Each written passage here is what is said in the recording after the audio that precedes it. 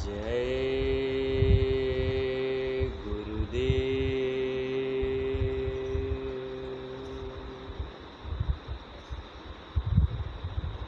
परम पूज्य परम संत बाबा जय गुरुदेव जी महाराज के चरणों में कोटान कोटि बार नमन प्रणाम करते हुए यह विनय विनती करते हैं कि हम सभी की जीव आत्माओं को इस काल माया के देश से छुड़ा करके अपने निज धाम सतलोक सचखंड ले चलें। साथ ही साथ पूज्य महाराज जी के चरणों में कोटान कोटि बार नमन प्रणाम करते हुए यह विनय विनती करते हैं कि हम सभी जीवात्माओं पर अपनी दया दुआ बनाए रखें। हम सभी जीवात्माओं पर अपना मार्गदर्शन देते रहें। जय गुरुदेव।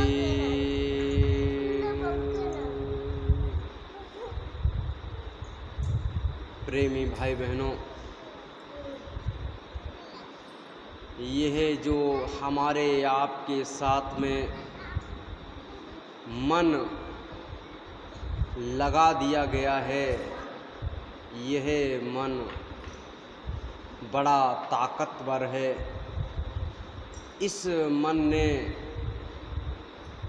हम सभी जीवात्माओं को इस मृत्यु लोक में यानी इस काल और माया के देश में फंसा करके रखा है। ये मन ही है जिसने हमको और आपको उधर यानी अपने घर से भुला करके इस काल रचित देश में फंसा दिया है। अब वो हमको निकलने नहीं दे रहा। क्यों? क्योंकि वो हमारे साथ में लगा दिया गया। अब वो जैसा चाह रहा वैसा हम और आप कर रहे। क्यों? क्योंकि हमारी आपकी जीवात्मा गंदगी की वजह से यानी पाप और पुण्य जिसकी जो हमने और आपने गंदगी को इकट्ठा किया, इस गंदगी की वजह से हमारी आपकी जीवात्मा सो गई, बेहोश हो गई। अब वो जाग नहीं रही। संत और महात्मा कहते हैं कि अपनी जीवात्मा को जगा लो। ये मनुष्य शरीर तुमको मिला है तो आपका कल्याण हो जाएगा। हमको और आपको अपनी जीव आत्मा को जगाना है, मन से छुटकारा पाना है। लेकिन ये मन बड़ा चंचल है, बड़ा चालाक है, बड़ा ताकतवर है। ये हमें बार बार उधर से इधर पटक देता है, यहाँ से निकलने नहीं देता। बड़ी कोशिशें की गई, बड़े तप जप साधन किए गए, लेकिन इस मन को बस में नहीं किया जा सकता। इस मन को बस में नहीं किया गया तो संत और महात्माओं ने सोचा कि यह जीव यहाँ से कैसे निकलेंगे। इनके लिए कोई ना कोई ऐसी युक्ति, ऐसा यत्न, ऐसा साधन इनके लिए कोई ना कोई प्रशस्त कर दिया जाए, तैयार कर दिया जाए, ताकि ये जीवात्माएं इस मन पर विजय प्राप्त कर सके, इस मन से अपनी जीव आत्मा का कल्याण करवा सके, इस मन से अपने आप को निकाल सके। ये मन है क्या? ये मन बड़ा लालची है। जहाँ भी इसको थोड़ा सा लालच दिखाई देता, ये बार बार वहाँ पर भाग करके जाता। इसको रोका कैसे जाए? इसलिए प्रेमी भाई बहनों, हमको और आपको चाहिए कि इस मन को समझना है कि ये जब बार बार कहीं पे जाता है, जहाँ कहीं भी इसको लालच, जहाँ कहीं भी इसको दिखाई देता है कि यहाँ पर कुछ है, तो वहाँ पर भाग करके जाता है और सोचता है कि यहाँ पर हमको कुछ मिल जाएगा, और फिर पुनः वापस आकर के वहीं पे आपके साथ में खड़ा हो जाता है। यानी आप जो करते हैं अपने जीवन में, उसका परिणाम आपकी जीव आत्मा को भुगतना पड़ता है। इस मन को कोई फर्क नहीं पड़ता, ये तो केवल आपको इधर से उधर पटकने का काम करता है। यहाँ से आपको उठाया और दूसरी जगह आपको पटक दिया, बस इतना सा काम इसका है। बाद बाकी जितना भी दुख होगा, दर्द होगा, वेदना होगा, सब कुछ इस जीव आत्मा को भुगतना पड़ेगा, सब कुछ इस जीव आत्मा को सहन करना पड़ेगा। प्रेमी भाई बहनों, संत और महात्माओं ने एक रास्ता निकाल दिया, हमको एक जो है तरीका बता दिया कि इस मन को हराया नहीं जा सकता है, लेकिन इस मन से काम लिया जा सकता है, इस मन को समझाया जा सकता है। ये चाहता क्या है? ये रस चाहता है, ये लालची है।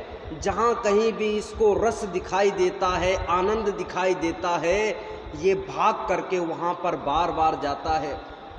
अब इसको मोड़ने की आवश्यकता है, दूर से इसको मोड़ के लाइए, इसको जरा बताने की आवश्यकता है कि यहाँ पर रस है।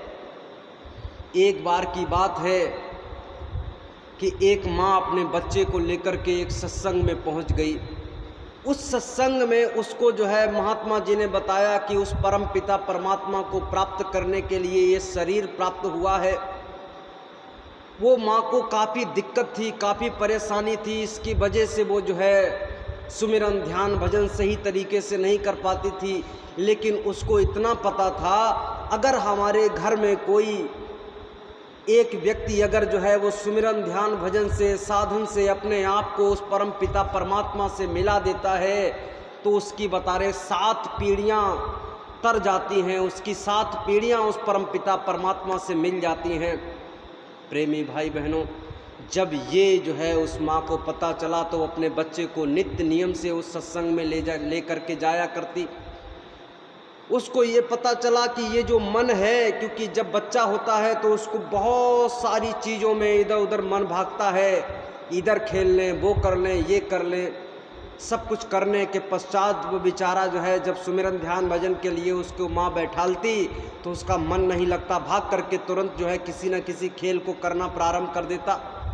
उसने सोचा कि क्या किया जाए, ऐसा क्या इसको लालच दिया जाए जिसकी वजह से ये जो है सुमिरन ध्यान भजन करना प्रारंभ कर दे।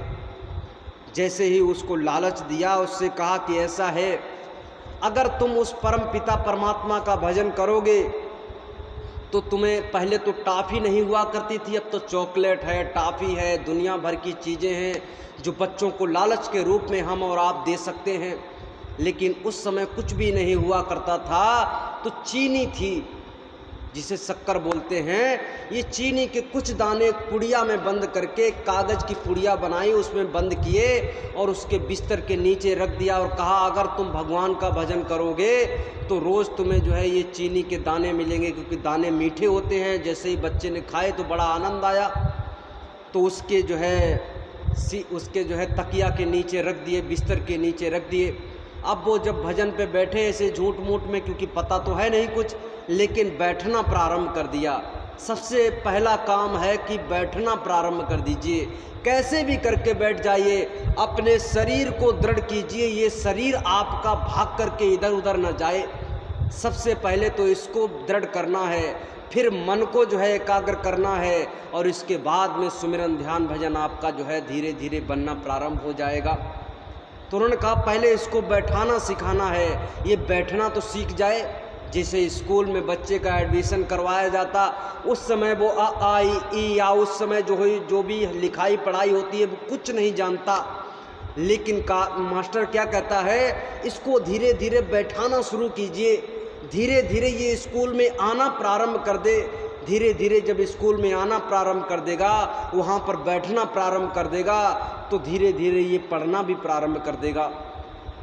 तो वो बच्चा जो है नित्य नियम से बैठना प्रारंभ हो गया।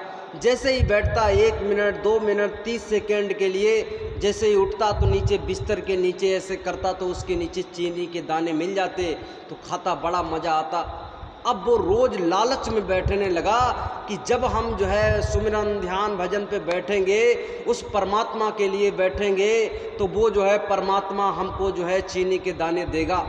उसे ये नहीं मालूम था कि मेरी माँ पुड़िया बना करके वहाँ पर रखती है। उसने बता दिया था कि ये जो चीनी के दाने हैं वो परमात्मा देता है तुम्हें, अगर तुम उसका भजन करोगे, उसकी आराधना करोगे, उसकी साधना करोगे। धीरे धीरे धीरे धीरे उसने बैठना प्रारंभ किया। धीरे धीरे उसका शरीर दृढ़ होना शुरू हो गया। 2 मिनट 4 मिनट 10 मिनट 20 मिनट 1 घंटा बैठना प्रारंभ कर दिया। जब समय पूरा होने लगा तो एक दिन जो है उसकी माँ लेकर के गई गुरुजी के पास में कि गुरुजी ये लगभग में 1 घंटा बैठना प्रारंभ कर दिया, अब इसको रास्ता बता दीजिए कि इससे होता क्या है, ये साधना क्या है। तो गुरुजी ने उसको बताया कि देखो बेटा, ऐसा है, साधना मतलब अपने आप को साधना है। बाहरी विकारों से, बाहरी सोचों से, बाहरी विचारों से अपने आप को जब हम साधना प्रारंभ कर देंगे बाहरी चीज़ों से, तो ये अंदर में आना प्रारंभ कर देगा। ये जो मन है इसकी प्रवृत्ति है भागना। क्या है? ये जो मन है इसकी प्रवृत्ति है भागना, दौड़ना, और ये कहीं ना कहीं तो दौड़ करके जाएगा। अगर हमने इसकी दिशा को चेंज कर दिया, इसकी दिशा को बदल दिया, अभी ये बाहर भाग रहा है, लेकिन इसकी दिशा को हमने अगर अंदर की ओर कर दिया तो वहाँ भी इसकी प्रवृत्ति होगी भागना, भागेगा वहाँ भी, लेकिन ये अंदर में आपको भगा करके ऊपर की ओर ले जाएगा। और अभी ये जो बाहर भाग रहा है तो आपको भगा करके दूर लिए जा रहा है, गर्त में लिए जा रहा है, आपको उस परम पिता परमात्मा के घर यानी अपने घर से और दूर लिए चले जा रहा है। अब इसको क्या करना है? अपने अंदर की ओर करना है ताकि ये अपने घर की ओर जाना प्रारंभ कर दे। उसने कहा कि अपने जो है मन को साधना है बाहरी विचारों से। अब क्या हुआ, धीरे धीरे करके जब मन था वो जो है जैसे ही साधना प्रारंभ हुआ तो उनके अंदर में क्या शुरू हो गया, उनके अंदर में कुछ ना कुछ शक्तियों का आभास उनको होना प्रारंभ हो गया। उनको ऐसा लगने लगा कि मेरे अंदर कोई ना कोई शक्ति, कुछ ना कुछ हमारे अंदर में एकदम चुलबुलाहट शुरू हो गई। ऐसा लगने लगा कि इस शरीर में कोई ना कोई करंट, कोई ना कोई शक्ति बह रही है। धीरे धीरे धीरे धीरे समय होता चला गया। एक दिन जो है उस लड़के ने कहा कि ऐसा है माँ, मैं अपने जो है साधना को करने के लिए बाहर जा रहा हूँ, जंगल में जा रहा हूँ। यहाँ पर मैं जब लोगों को देखता हूँ तो मेरा मन विचलित होने लगता है, ये अंदर से बाहर आने की छलांग मारने लगता है। हम इसको घेर घार के अंदर में ले जाते हैं कि चल अपने घर की ओर चल, वहाँ इसे रस थोड़ा सा मिलता तो है, लेकिन जैसे ही अपनी ये चर्म आँखों को खोलता है, बाहर इस दुनिया को देखता है, घर द्वार मकान बड़ी बड़ी अच्छी चीज़ों को देखता है, तो ये बाहर छलांग मारने की कोशिश करता है, बाहर जाने की कोशिश करता है। इसको अंदर ले जाने के लिए मुझे एकाग्रता चाहिए, कोई ऐसी जगह चाहिए जहाँ पर ये बाहर छलांग ना मारे। तो मैं चाहता हूँ कि एक जो है जंगल में चला जाऊँ, वहाँ पर मुझे कोई दिखाई नहीं देगा, वहाँ पर बैठ करके मैं साधना को करना प्रारंभ करूँगा। वो चला गया एक जंगल में, बीच में एक नदी मिली। नदी को उसने एक नाव वाले से कहा भैया पार करवा दो। तो जैसे उसने पार करवा दिया, उधर जाकर के एक बहुत बड़ा एक पेड़ था, उस पेड़ के नीचे उसने एक चौतरा बनाया और उसके ऊपर बैठ गया। अब साधना नित्य नियम से प्रारंभ हो गई। धीरे धीरे धीरे धीरे धीरे धीरे उसके अंदर में रिद्धियाँ सिद्धियाँ प्राप्त हो गई। गुरु महाराज ने कहा कि जब आप साधना के पहले कदम को जो है बढ़ाओगे, पहला कदम आपका जब जो है उठ जाएगा तो आपको पहले कदम पे रिद्धियाँ सिद्धियाँ प्राप्त हो जाएंगी, आपको छोटी बड़ी शक्तियाँ प्राप्त हो जाएंगी। आपको इस दुनिया में ऐसा कुछ ऐसा लगेगा कि मैं ये कर दूँ, मैं वो कर दूँ। धीरे धीरे जब उसके अंदर में रिद्धियाँ सिद्धियाँ प्राप्त हो गई तो एक दिन उसने अपनी आंखों को खोला और इस संसार को देखा।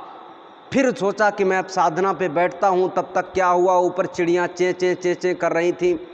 उसने जो है जैसे ही चिड़ियों को देखा, कहा कि ये चिड़ियाँ चें चें चें चें कर रहे, उसने ए चिड़ियों मर जाओ।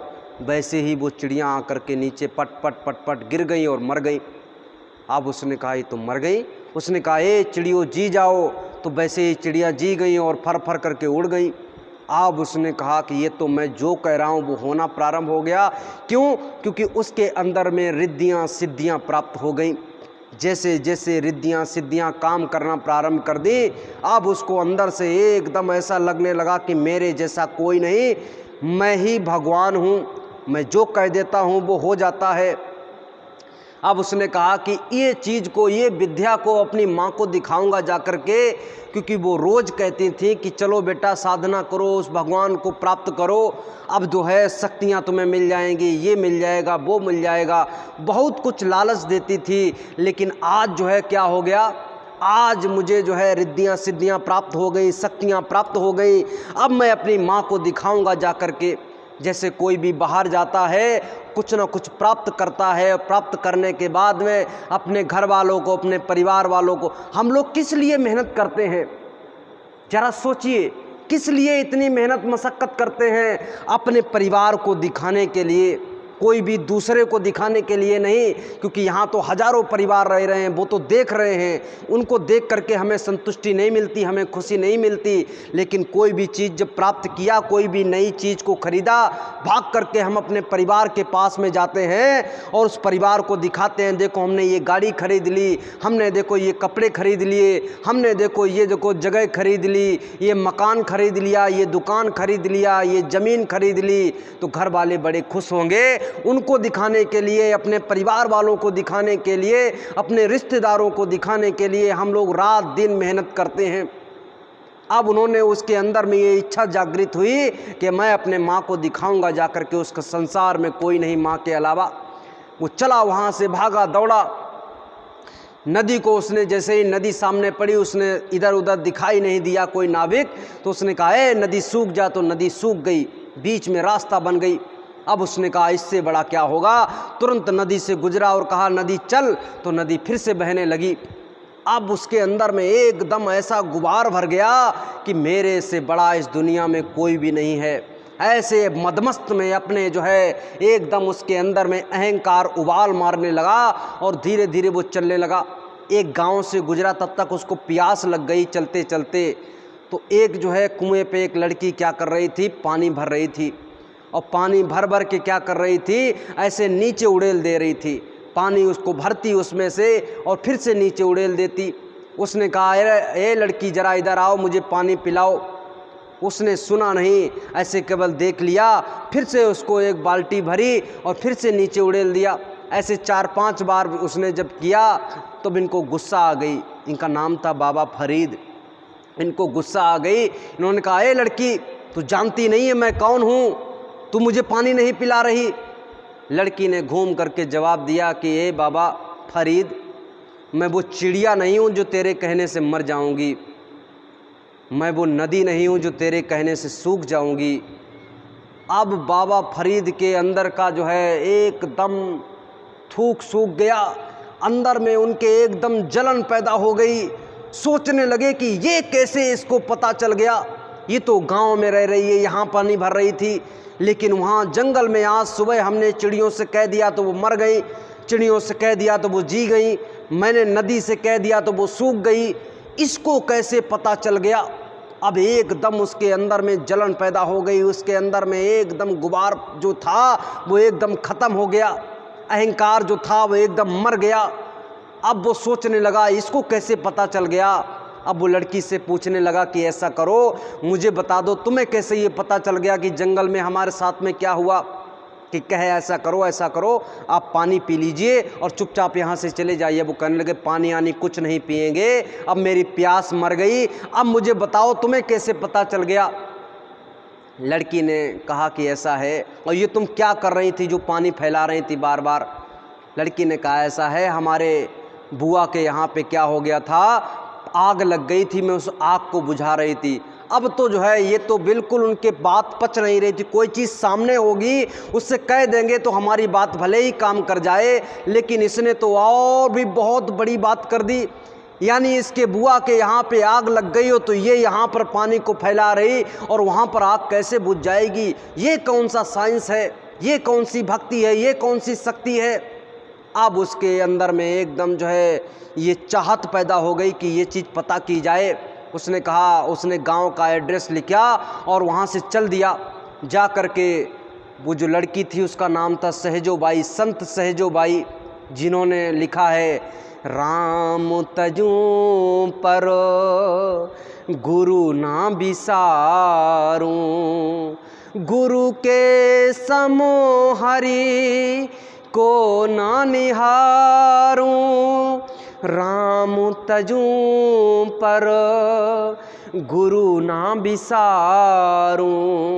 उस सहजोबाई को जो शक्ति मिली थी वो जो है कहाँ से मिली थी, उसके गुरु से मिली थी। इसीलिए उसने लिखा कि हम राम को तज सकते हैं, हरि मतलब वो कृष्ण को तज सकते हैं, लेकिन जो है उनके समान अपने गुरु को नहीं, क्योंकि गुरु तो बहुत बड़ा है।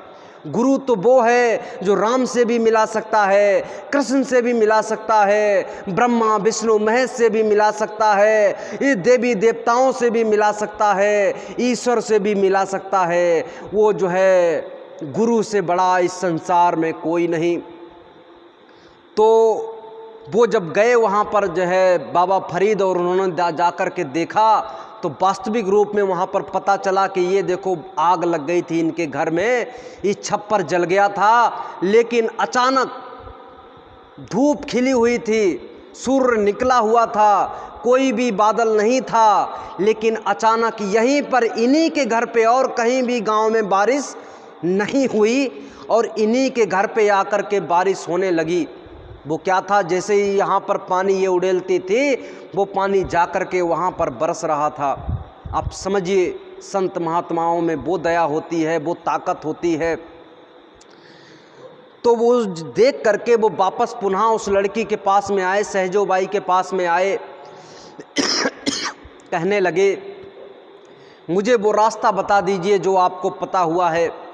तो उन्होंने कहा मुझे कोई रास्ता नहीं, मैं तो अपने गुरु के अधीन हूँ, गुरु ने जो हमको रास्ता बताया है उस रास्ते पे हम धीरे धीरे धीरे धीरे कदम दर कदम बढ़ते चले जा रहे। कि नहीं आप ऐसा करो, मुझे बता दो।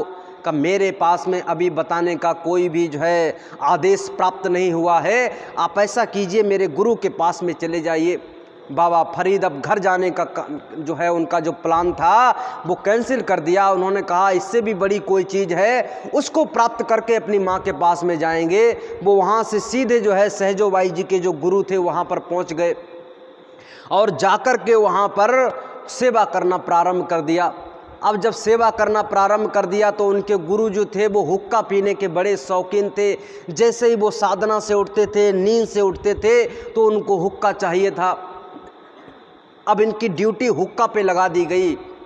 जब ड्यूटी हुक्का पे लगा दी गई तो एक दिन का समय था, आग बुझ गई। पहले के ज़माने में हमारे दादा लोग बताएंगे, बुजुर्ग लोग बताएंगे कि माचिस नहीं हुआ करती थी, ये लाइटर नहीं हुआ करते थे। क्या था, गांव गांव में घर घर में लोग अपने जो है चूल्हे में आग दबा करके रखते थे।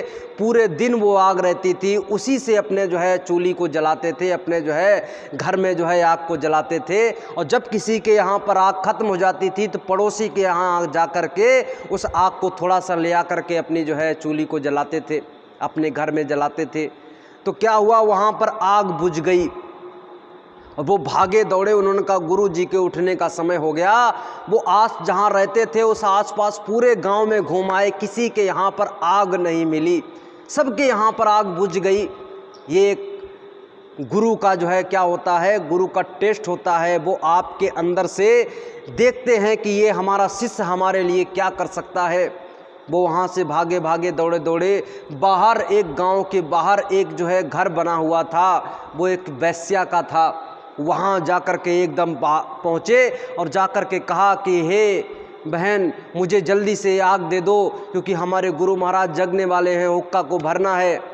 वो अंदर से आई, वेश्या जो होती हैं बड़ी एकदम हंसमुख मजाक करने वाली। उसने कहा, ए शिष्य, तेरी आंखें बड़ी प्यारी हैं, तू आंख दे दे तो मैं उसके बदले में आग दे दूंगी।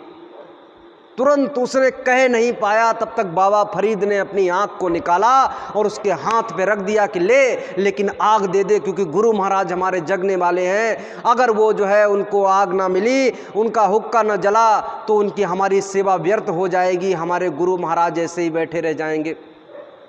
उसने अपने गुरु की सेवा में अपनी आँख को निकाल के दे दिया। वो एकदम घबरा गई और भाग के गई, उसने आँख को दिया। कहने लगी, ये कैसा पागल है, इसको तो मजाक में कहा था, और इसने सच में तुरंत आँख निकाल के दे दी। बाबा फरीद ने अपने आँख पे पट्टी को बांधा और भाग करके वहाँ पर पहुँचे अपने गुरु के पास। अभी गुरु जगे नहीं थे। तुरंत फटाक से उन्होंने हुक्का को रखा, और जैसे ही हुक्का को तैयार ही कर पाया, वैसे ही उधर से जो है गुरु महाराज उठे और हुक्का को पीने लगे। कहने लगे कि ये बाबा फरीद, तेरे ये आँख पे ये पट्टी कैसे बंधी है? वो कहने लगा, कुछ नहीं गुरुजी, ये तो बस ऐसे ही है, हमारी आँख में थोड़ा सा जो है कुछ लग गया था, इसकी वजह से लाल हो गई थी, कीचड़ आना प्रारंभ हो गया था, इसलिए हमने अपनी आँख में ये बांध के रखा है, किसी दूसरे को दिखाई ना दे। गुरु महाराज ने कहा, दिखा तो जरा, मैं तो देखूं। उन्होंने कहा, नहीं, वो अपनी तरफ खींच रहे, गुरु महाराज अपनी तरफ खींच रहे। और गुरु महाराज ने ऐसे वो पट्टी पकड़ करके खींची। जैसे ही खींची तो क्या हुआ, उनकी आँख ज्यों की त्यों, बिल्कुल सही सलामत आँख।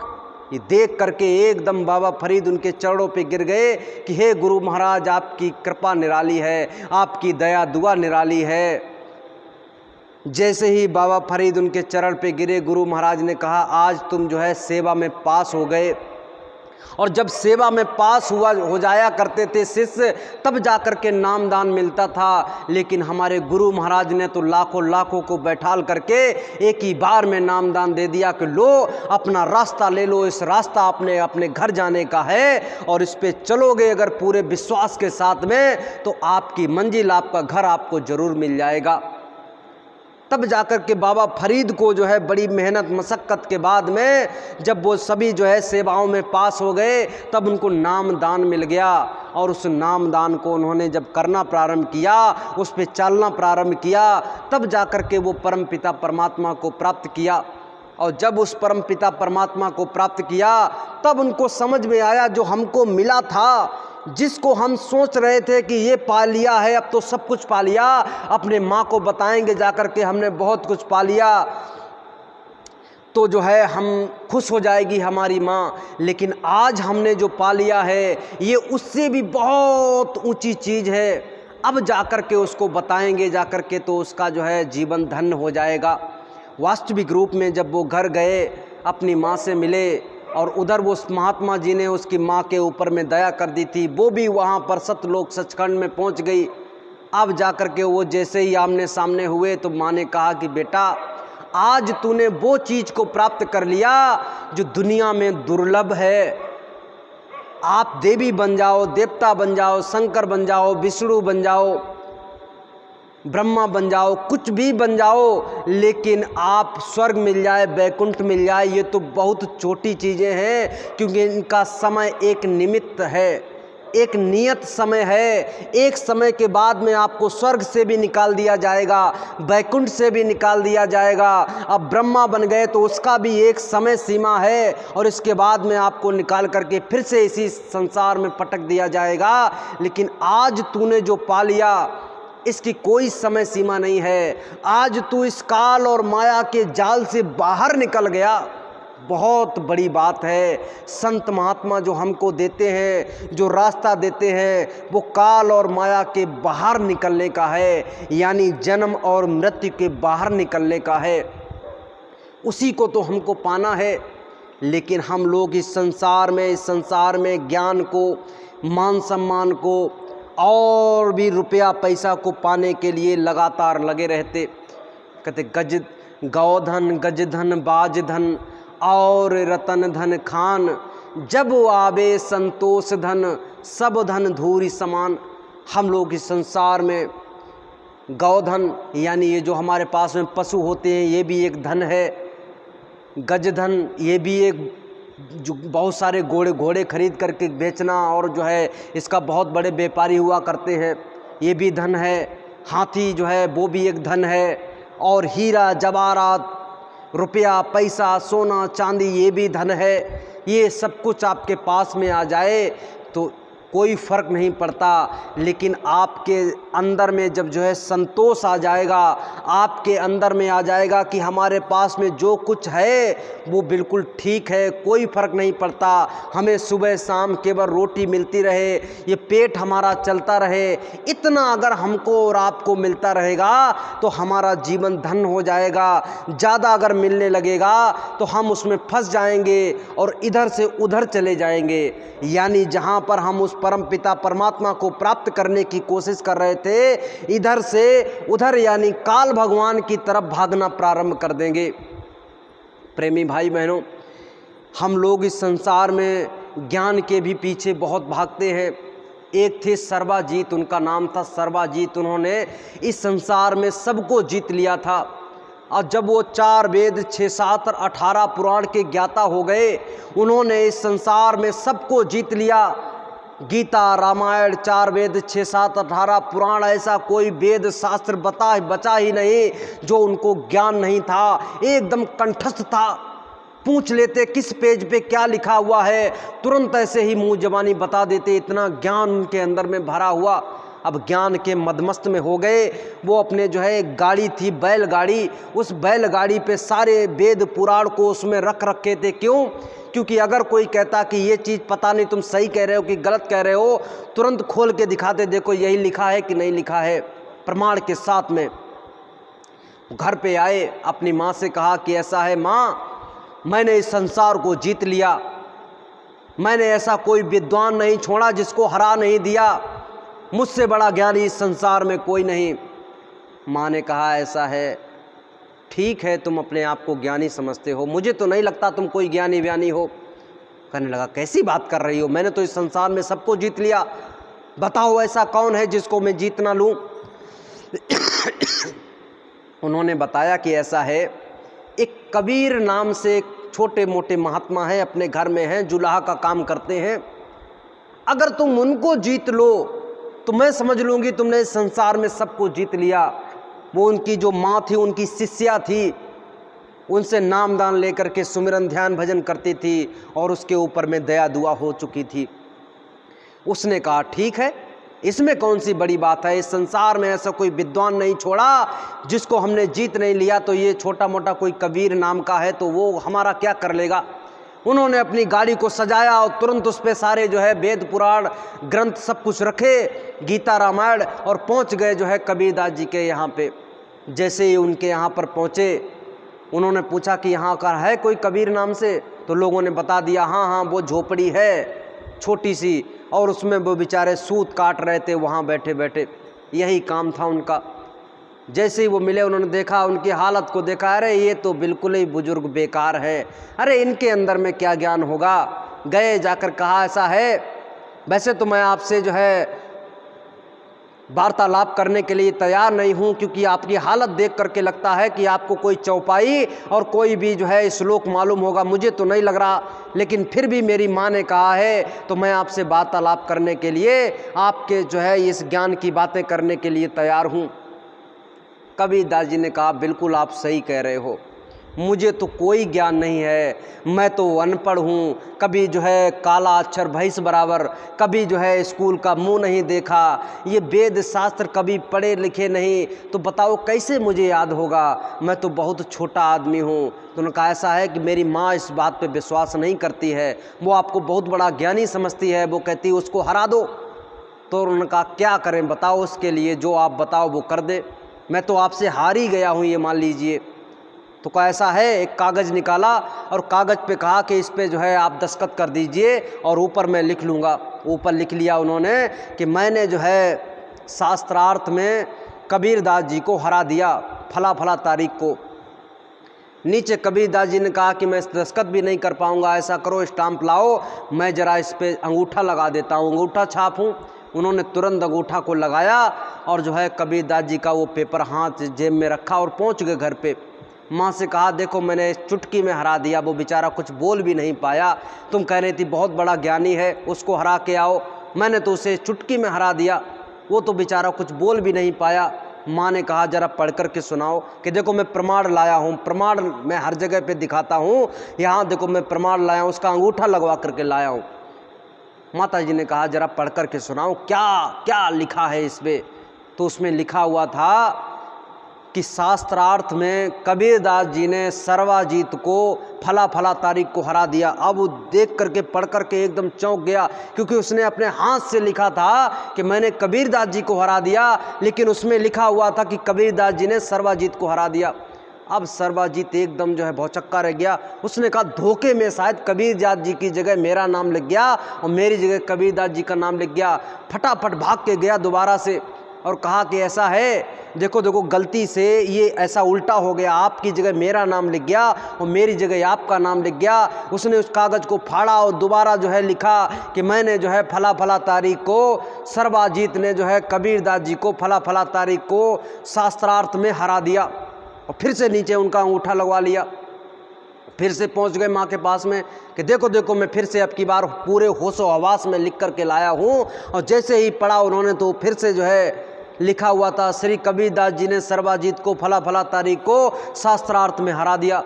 अब सर्वाजीत एकदम जो है भौचक्का रह गया। सर्वाजीत कहने लगा ये कैसी माया है, मैंने अपने हाथ से 2 बार लिखा कि कबीरदास जी को हरा दिया, अंगूठा उनका लगवाया, और यहाँ तो लिखा हुआ है कि जो है सर्वाजीत को कबीरदास जी ने हरा दिया। मुझे लग रहा है ये कोई जादूगर है। माँ से कहने लगे ऐसा है माँ, उनको कोई हरा नहीं सकता। वैसे ज्ञान व्यान तो उसमें कुछ नहीं है, लेकिन वो कोई जादूगर हैं, उनको कोई जादू आता है। उन्होंने देखो मेरे पर्चे में बार बार नाम बदल जा रहा है। माँ ने कहा ऐसा है, वो जादू नहीं है, वो परमपिता परमात्मा हैं। उन्होंने बड़े बड़े ज्ञानियों को ज्ञान दे दिया, तू उसके सामने क्या है। वही पहले संत हैं जो जागृत अवस्था में इस संसार में आए और उन्होंने इस नीचे के 5 चक्रों को निषेध कर दिया। गुदा चक्र, लिंग चक्र, नाभि चक्र, हृदय चक्र और कंठ चक्र को उन्होंने निषेध कर दिया। जहाँ पर गणेश जी, ब्रह्मा जी, विष्णु जी, शंकर जी और उनकी माँ आद्या माँ शक्ति बैठी हुई हैं, नीचे के सभी देवी देवताओं को निषेध कर दिया कि इनको प्राप्त करने की आवश्यकता नहीं है। पहले तो हजारों हजारों साल लग जाते थे गुदा चक्र को तोड़ने में, उसको प्राप्त करने में, गणेश जी को प्राप्त करने में, जिसको कहते हैं रिद्धि सिद्धि। वहीं पर हमको रिद्धि सिद्धि प्राप्त होती है, यानी ज्ञान प्राप्त होता है, शक्तियाँ प्राप्त होती हैं पहले चक्र को तोड़ने पे। लेकिन गुरु महाराज ने और हमारे श्री कबीरदास जी ने जब वो आज से 750 साल करीब पहले जब इस धराधाम पे आए तो उन्होंने जो है नीचे के 5 चक्रों को निषेध कर दिया और सीधे छठे चक्र से, जहाँ पर हमारी जीव आत्मा बैठी है और यहीं पर जो है इसको ज्ञान चक्र भी कहते हैं, इसको जो है यहीं से शिव आत्मा से, यहीं से आपका जो है सीधी साधना को बता दिया कि आप साधना को कर सकते हो।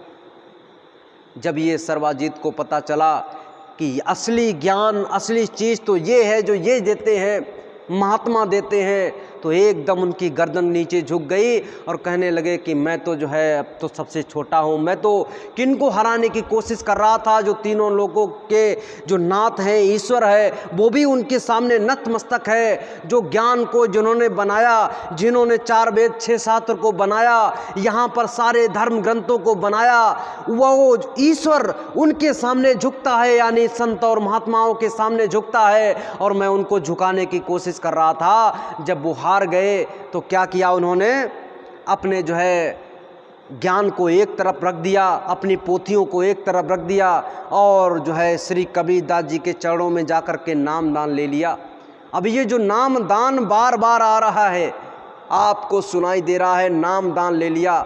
उधर बाबा फरीद को नाम दान मिल गया, इधर सर्वाजीत ने अपने आप को हार मान करके नाम दान ले लिया, और हमको और आपको भी गुरु महाराज ने क्या दे दिया, नाम दान दे दिया। यह है क्या भला, नाम दान क्या है। नामदान कोई छोटी मोटी चीज़ नहीं है, ये अमोलक वस्तु है। ये एक ऐसी पारस मणि है कि ये जिसमें लगा दोगे वो सोना हो जाएगा। ये पारस मणि आपको दे दी गई है। इस पारस मणि को आपको क्या करना है? सिद्ध करना है। जैसे कोई चाकू हो, चाकू बहुत दिनों से ऐसे पड़ा हो तो उसमें जंग लग जाती है, उससे आप आलू काटोगे, सब्जी काटोगे तो कटेगी नहीं और वो भी गंदी हो जाएगी।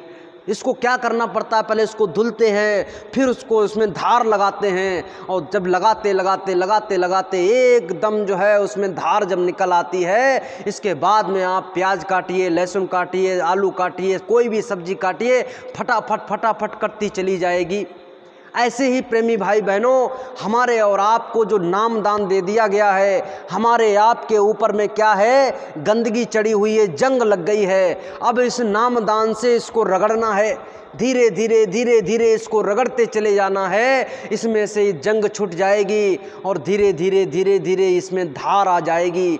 जब धार आ जाएगी, जंग छूट जाएगी, तो इसके बाद में इसके ऊपर जो कर्मों के बंधन चढ़े हुए हैं वो धीरे धीरे कटना प्रारंभ हो जाएंगे। एक से एक बड़े बंधन को आप काट दोगे और पाप पुण्य से आप निजात पा जाओगे। पाप पुण्य जब हुई हैं नासा, तब हुई है सतपुर में बासा। यानी वो आपको यहाँ से पाप पुण्य जब तक आपके खत्म नहीं होंगे, तब तक वो काल भगवान यहाँ से आपको निकलने नहीं देगा। क्योंकि वो कह रहा हमारा कर्जा पहले हमको दे दो और इसके बाद में यहाँ से निकल जाओ, कोई फर्क नहीं पड़ता। लेकिन उसका कर्जा हमने ले रखा है, पाप और पुण्य के रूप में हमने बहुत सारा कर्जा का अंबार लगा रखा है। तो वो कहता जब भी यहाँ से हम मर करके जाते हैं, इस शरीर को छोड़ करके जाते हैं, ऊपर में पहुँचते हैं, तो वो कहता ऐसा करो पहले मेरा कर्जा दो। आपने इतना पुण्य किया, पुण्य के बदले आपको स्वर्ग दिया जा रहा, बैकुंठ दिया जा रहा, पहले इसको भुगतो। आपने स्वर्ग बैकुंठ को भुगता। जैसे ही वो समय पूरा हुआ, आपका कर्जा पूरा हुआ, उठा करके आपको डाल दिया नरक में, 84 में, क्योंकि आपने जो पाप किया है अब उसको भुगतो। आपने अपने पाप को जैसे ही भुगता और इसके बाद में मनुष्य शरीर आपको जैसे ही मिला, इसमें भी आपको रास्ता नहीं मिल पाया अपने घर जाने का।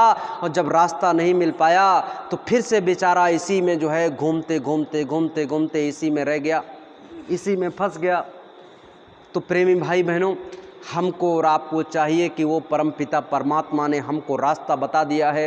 ये मन जो है हमारा आपका, ये बड़ा लालची है। इस मन को हमको केवल मोड़ सकते हैं, इसको मार नहीं सकते। इसको आप जो है किसी प्रकार से कुछ कर नहीं सकते इसका।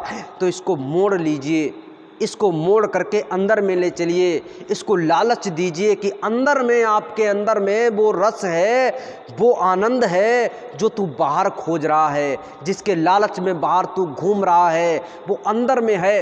एक बार ये जब आपकी बात को मानेगा, आपके साथ में अंदर में चलेगा, तो इसका काम है दौड़ना। ये आपको दौड़ा दौड़ा करके अंदर में ले जाएगा और अपने घर तक पहुंचाएगा।